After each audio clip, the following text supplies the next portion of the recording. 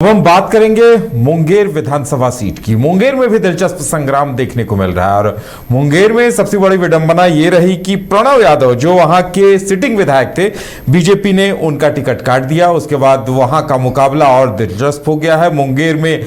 ऐसे में कोई तीसरा कोण बना पाने में महागठबंधन और एनडीए के बीच जो मुकाबला है, जो तीसरा कोण बनाने वाले लोग किसे नफा नुकसान पहुंचा रहे हैं, ये सबसे अहम हो गया है। ज्यादा जानकारी के लिए इस वक्त हमारे साथ हमारे वरिष्ठ सहयोगी राकेश रंजन जी हैं। राकेश जी, मुंगेर के संग्राम को किस तरह से देख रहे हैं और क्या लग रहा है अब तक कौन भारी पड़ता नजर आ रहा है, और जो वोटों का समीकरण है उसमें क्या कोई तीसरी ताकत असरदार दिखाई दे रही है वहां? जी हाँ, बिल्कुल तीसरी ताकत असरदार दिख रही है और वो ताकत यहाँ पर एआईएमआईएम है। यहाँ से एआईएमआईएम ने पूर्व मंत्री मुनाजिर हसन को चुनावी मैदान में उतारा है। मुनाजिर हुसैन 4 बार मुंगेर विधानसभा से चुनाव जीत चुके हैं और इस बार असदुद्दीन ओवैसी ने उनको अपनी पार्टी पतंग के निशान पर चुनावी मैदान में उतार दिया है। मुनाजिर हसन मुंगेर में पतंग उड़ाना चाहते हैं और चूंकि देखिए मुनाजिर हसन एक एआईएमआईएम का अपना वोट तो है, एक मुनाजिर हुसैन का भी जो है वो अपना वोट है, तो मुनाजिर हसन चाहेंगे कि वो वोट भी अगर आ जाए तो वो मुख्य मुकाबले में भी आ सकते हैं। तो एक फाइट यहाँ पर पहले तो ट्रायंगुलर दिख रही है। चूंकि बीजेपी ने अपना यहाँ से प्रत्याशी बदला, जो सिटिंग एमएलए थे प्रणव कुमार यादव, उनका टिकट जो है उन्होंने काट दिया और उनकी जगह पर कुमार प्रणय को टिकट दिया है। यहाँ पर वैश्य वर्ग से आते हैं कुमार प्रणय और उनके सामने यहाँ पर अविनाश कुमार विद्यार्थी हैं, आरजेडी के प्रत्याशी। मुकेश यादव भी उनको लोग कहते हैं, पिछली बार भी जो है वो यहाँ से प्रत्याशी थे। अब कुमार प्रणय कौन है अगर ये जानना हो तो देखिए, कुमार प्रणय संगठन के पुराने कार्यकर्ता हैं, 1984 से संगठन से जुड़े हुए थे और इनका जो स्वभाव है वो बहुत सरल है। इन्होंने ये भी कहा कि जब टीवी पर मेरा नाम चला तब मुझे पता चला कि मुझे उम्मीदवार बना दिया गया है। तो ये एक बात है और इनका सहज सरल स्वभाव इनको जो है लोगों के बीच लोकप्रिय बनाता है। हालांकि अगर आप देखिएगा तो ये जो हैं यहाँ पर कई महत्वपूर्ण पदों पर इन्होंने प्रखंड से लेकर जिला स्तर तक पार्टी में काम किया है। तारापुर पंचायत के मुखिया रह चुके हैं और एक बात इसी वजह से लगती है कि उनको लोग कहता है कि ये तारापुर से आए हैं। लेकिन एक बात और भी है कि देखिए, सम्राट चौधरी के करीबी इनको माना जाता है और इस बार टिकट देने में जो है बीजेपी ने इस क्षेत्र में एक बात का ध्यान रखा है। अगर सम्राट चौधरी जो है तारापुर से लड़ रहे हैं कुशवाहा, तो वहां उनका मुकाबला आरजेडी के वैश्य कैंडिडेट से है। तो यहाँ पर मुंगेर में बीजेपी ने वैश्य कैंडिडेट दे दिया है, तो उससे जो उसको नलिफाई करने की कोशिश की गई है कि वैश्य बहुत आक्रामक होकर जो है तारापुर में वोटिंग न करे। इसी तरह से आप देखिएगा कि जमालपुर में भी जो है नचिकेता मंडल को टिकट दिया गया है, धानुक जाति से आते हैं। और जब आप मुंगेर में देखिएगा तो आपको दिखेगा कि यहाँ मंडल वोटर्स की संख्या भी लगभग 11% के आसपास है। तो एक कैलकुलेटिव वे में इन 3 विधानसभा को लेकर बीजेपी ने अपनी चालें चली हैं, अपनी भूमिका और प्लानिंग जो है वो तैयार की है। आरजेडी की कोशिश भी इसी तरह की है। अगर वहाँ वैश्य हैं तारापुर में तो यहाँ उन्होंने यादव कैंडिडेट जो है वो दिया है और जमालपुर की सीट जो है इंडियन इंक्लूसिव पार्टी को दे दिया गया है और वहाँ से नरेंद्र बिंद जो हैं वो आपको प्रत्याशी बनाए गए हैं। तो इन 3 विधानसभा को संयुक्त रूप से लेते हुए प्लानिंग बनाई गई है। तो हम मुंगेर पर ही रहते हैं। देखिए, अगर हम मुंगेर की बात करें तो पिछली बार यहाँ कड़ा मुकाबला हुआ था। जो बीजेपी के प्रणव कुमार यादव थे वो सिर्फ 1244 वोटों से चुनाव जीते थे। मुकेश यादव यानी कि अविनाश कुमार विद्यार्थी ने कड़ा मुकाबला यहाँ पर दिया था। आमने सामने की लड़ाई हुई थी। एक को 45.7% वोट मिले थे तो एक को 45%, तो 0.7% के अंतर से हार जीत हुई थी। लेकिन 2025 में ऐसी स्थिति नहीं है कि आमने सामने का मुकाबला होगा। देखिए यहां पर मुनाजिर हसन जो AIMIM के प्रत्याशी हैं, और चूंकि वो कद्दावर नेता रहे हैं, बिहार के पूर्व मंत्री हैं, तो उनकी भी अपनी एक पैठ है। असदुद्दीन ओवैसी उनके लिए सभा करने मुंगेर गए और मुंगेर में उन्होंने जो है वो तार छेड़ा जिसे महागठबंधन सुनना नहीं चाहता। उन्होंने वो मुद्दा उठा दिया कि 3% वाला डिप्टी CM बन गया, 14% वाला CM बन गया, 17% वाले के साथ क्यों कुछ नहीं।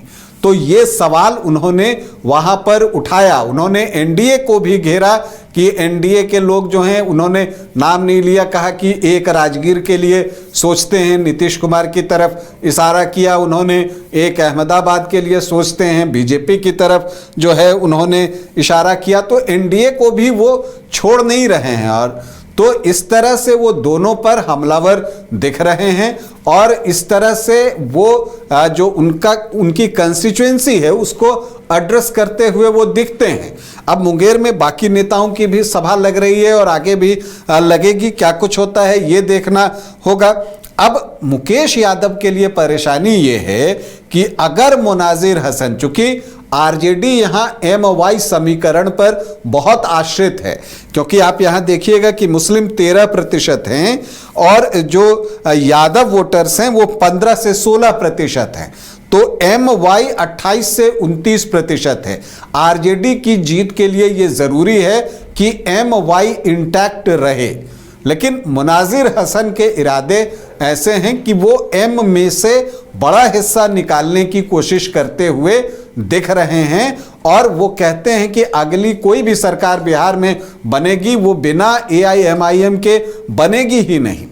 ये बातें भी मुनाजिर हसन कहते हैं। तो अब उनका इरादा है कि जो बाकी यहाँ पर वोटर्स हैं, अगर आप यहाँ पर देखिएगा तो जो अदर OBC EBC की बात आप करते हैं, उनकी संख्या बहुत ज़्यादा है, 28-29% के आसपास है, वो उसकी तरफ भी देख रहे हैं। और चूंकि वो पास्ट में JDU से भी चुनाव लड़ चुके हैं, RJD से भी चुनाव लड़ चुके हैं, 4 बार के विधायक हैं, तो वो यादव वोटर्स की तरफ भी देख रहे हैं और JDU के कोर वोटर्स की तरफ भी देख रहे हैं कि वहां से भी उनको कुछ हिस्सा मिलेगा। तो उनका अपना गणित है और जिसमें असदुद्दीन ओवैसी जो है यहां पर पूरे जोर शोर से लगे हैं। लेकिन दूसरी तरफ आप जनसुराज ने यहां से संजय कुमार सिंह को उतार दिया है, वो जिप सदस्य हैं और संजय कुमार सिंह अपने स्कूल बैग में जितना वोट डालेंगे उतना ही नुकसान बीजेपी को होने जा रहा है।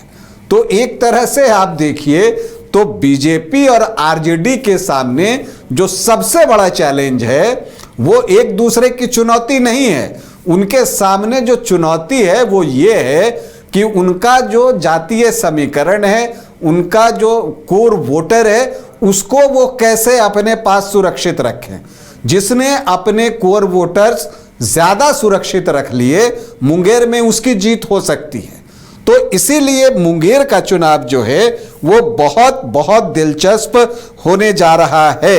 अगर देखिए आप अगर बात कीजिए बीजेपी की तो उसका समीकरण क्या है, वो KKD मतलब कोयरी, कुर्मी, धानुक, इन तीनों के वोट अपने पास जोड़ना चाहते हैं, सामान्य जाति के वोट और वैश्य वोट।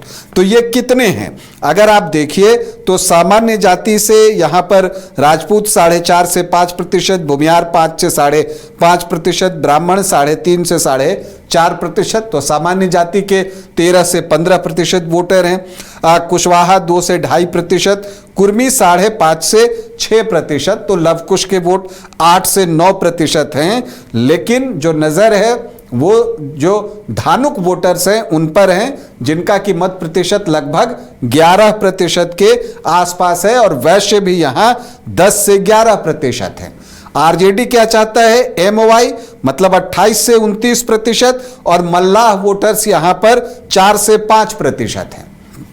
तो इसको चूंकि मुकेश सहनी को डिप्टी CM पद के लिए घोषित किया है महागठबंधन ने, तो उनकी उम्मीद है कि ये जो वोट हैं मल्लाह वोटर्स के वो उनकी तरफ शिफ्ट होंगे। तो ये अपने खाते में आरजेडी करना जो है वो चाहेगा। और इसके अलावा जब आप देखते हैं, जब धानुक मल्ला को आप अदर ओबीसी ईबीसी से अलग अलग कर लेते हैं, तो फिर जो बाकी जातियां बच जाती हैं ओबीसी और ईबीसी, वो अभी भी 12 से 13% हैं और एससी वोटर्स यहां पर 9.63% हैं। तो ये 21-22% वोट है, वो किस खेमे में जाएगा, उससे मुंगेर में जो है चुनाव परिणाम डिसाइड होगा कि किसको कितने वोट मिलेंगे। तो यहां पर जो चीजें दिख रही हैं कि आमने सामने की लड़ाई जैसी चीज तो नहीं दिख रही है, लेकिन अगर आमने सामने की भी लड़ाई होती है तो बीजेपी की कोशिश होगी कि वो जनसुराज की तरफ अपने वोटों को ट्रांसफर होने से रोके, तो आरजेडी की कोशिश होगी कि वो एआईएमआईएम की तरफ अपने वोटों को ट्रांसफर होने से रोके।